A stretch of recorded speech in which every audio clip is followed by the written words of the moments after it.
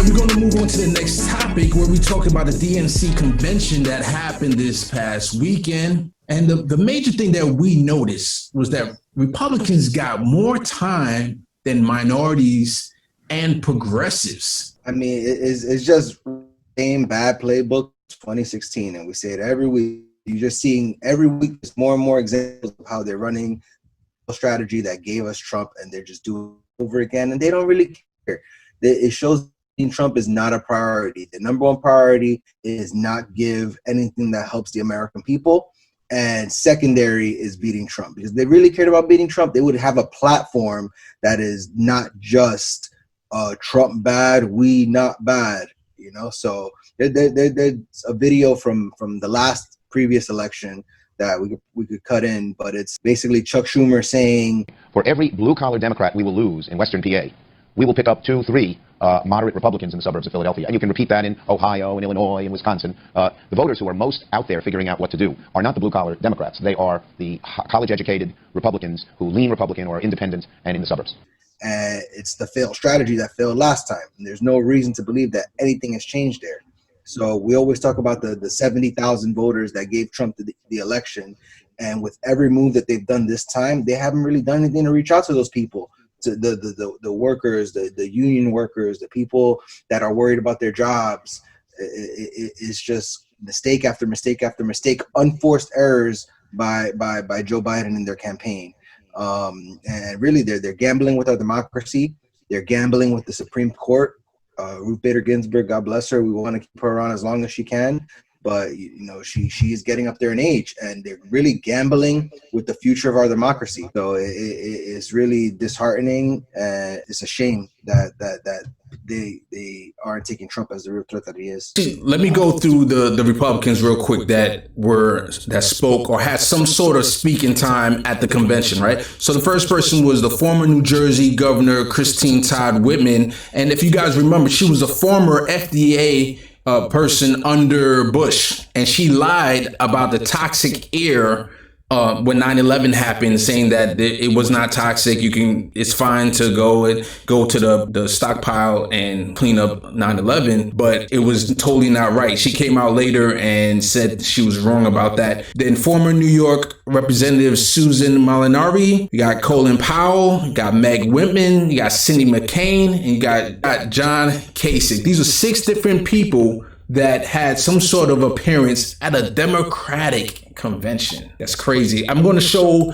this clip that I stole from Ryzen that shows the amount of minutes. So it's, of course, the establishment got the majority of the minutes. Then the progressive, if you consider Warren a progressive, I know Felipe does. She's put in that category. And then you got the GOP that got time. The only way that AOC got into any of the 4 days was because of him. But all right, so I understand the strategy. I don't like it for the simple fact that is some of the same things, or exactly the same thing that happened in 2016, when you're not reaching out to broaden your own base. But Trump has proven to be so catastrophic that they feel like they don't really have to appeal to the progressive side as much, because they know that we care about the country. They know that we are able or willing to sacrifice for the greater good. Meanwhile, they know Republicans won't, but they want to bring them in. They know that they want to get maybe the suburban, white people they don't care or agree with systemic racism, but at least they don't like black people getting their knees on their neck. So, they want to get a little bit of those people. A little woke. Right. So, I think that they're assuming they're going to get at least the bulk of the progressives, and they want to get some of the moderates and Republicans, and that way, in their mind, at least is sure a win. I don't know exactly that's going to happen because a lot of people are dissatisfied, but I understand where they're coming from with that strategy. I also I want to back off on that, or back that up. I think they're also putting a lot of weight on the Obama-Trump voters, the 6.7 to 9.2 million voters that switched from Barack Obama in 2012 to Donald Trump in 2016, because they think that these voters are either moderately Republican, which would make sense for both of the voters, or just want a change in the system and would want to return to normalcy. So like they're putting so much stake in that large chunk of voters that they're kind of just disregarding the things that have built up the entire Democratic Party. And that's kind of why they're doing this, why they're inviting John Kasich, an actual piece of human scum, really bad, a very mediocre like anchor, and even worse as a governor. There's no reason why he should have been there. If they wanted a slam dunk Republican at the DNC, they should have gotten the most famous one and just grabbed Mitt Romney. But John Kasich is less known and even less liked by the people who do know him. So it's just That's so true. a weak strategy. It doesn't make sense to favor them in that way. If they want to give Republicans a chance, they want to show them, look, we're not all that bad. There's a million other ways to do it, and putting unliked people up there just makes the least sense. Well, I think also if they were to put, imagine if we had a whole bunch of like Nina Turner in there and some other people, that's going to make them, like the Republicans, moderates, things like, oh, no, they don't mean it. They don't mean it. They're not really trying to be moderates, you know? So I think they wanted to cut that back as much as possible because they didn't want those people they're trying to reach to have any doubt whatsoever that they're going to become liberal or too progressive. And you know, that's the reason why they're doing what they did. Let me give you a couple points here why that strategy is bad and terrible, right? When we're looking at swing state, right? When we look at state like Minnesota, Michigan, right? What is one of the community that is up and coming and is voting in large numbers? It's the Muslim community, right? It's a state, and you have zero representation of the Muslim community.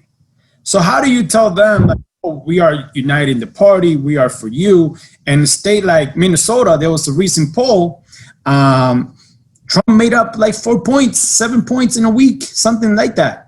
So how is it that you're going to say, like, I get it, you're going to put all your eggs in the basket and cater to moderate Republican, but at what cost? Because how much that you're going to continue to like spit in the progressives' face and expect us to just like, okay, well, just keep going in because for the better of the country, right? Like, I think that you're going to get a lot of people like that. And they show Muslim. They had that montage where they show that the Muslim activists, but then at the same time, when she went to an event that was a pro-Palestinian event and she was pro-BDS, they made a statement to denounce her outright. So you know, they want to take what they can, and that's it. They just put it just for show, but no deeds. It's ridiculous, man. You got Perez coming in and talking about, oh, we are uniting the party. There's no uniting. Like, I'll give you a perfect example, right? Like, if they want to cater to Republicans so much, right? And you guys may hate me for this example and stuff like that, but didn't they call Tulsi a Republican operative and stuff like that? They really want to cater to a Republican. Why didn't they invite her?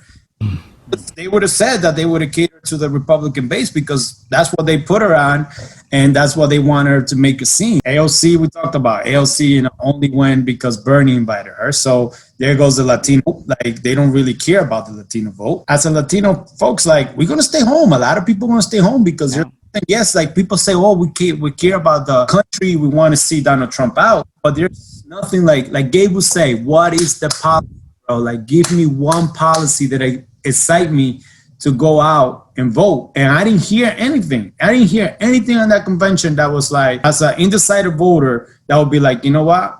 Yeah, I'm going to suck it up this time and I'm going to go and vote. Now, to make it clear, I see, my point is that I understand where they're coming from, but I disagree completely because we talked countless time in our chats, you know, the most surefire way for the Democrats to win is to bring out the base. We bring out a base, we win. Period. I'm just trying to show the devil's advocate of why I think they're doing what they're doing. Yeah, but it's completely like wrong. Like, you know, when you look at Obama, right? And this is why I don't understand like what Obama is doing stuff, because when Obama in 08 or 12 or forgot the year and stuff like that, he had 11 Latinos and stuff like that. He went for the Latino vote.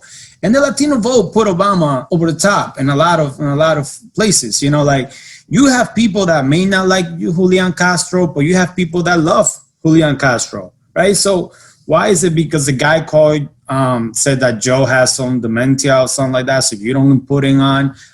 You know, you have people that whatever. They picked Kamala Harris, and she talked all types of trash about Biden too. So Yeah. Exactly. So that's what I mean. So like they became so petty. Like they could have all the Republican folks, but they could have thrown like the progressive bun here, like all the Latino vote, the Muslim vote, something that would have been like, hey, here you go. We're really trying to unite it. We really need you, and we're not just gonna kick you down and expect you to just fall both blue no matter who kind of stuff. Say they don't care about us. They rather either win by themselves without us, so they can say, see, we don't need you, or they rather lose and then blame us saying, see, we lost because of you. They're never going to throw an olive branch to us. The only way it's going to be is if we take it.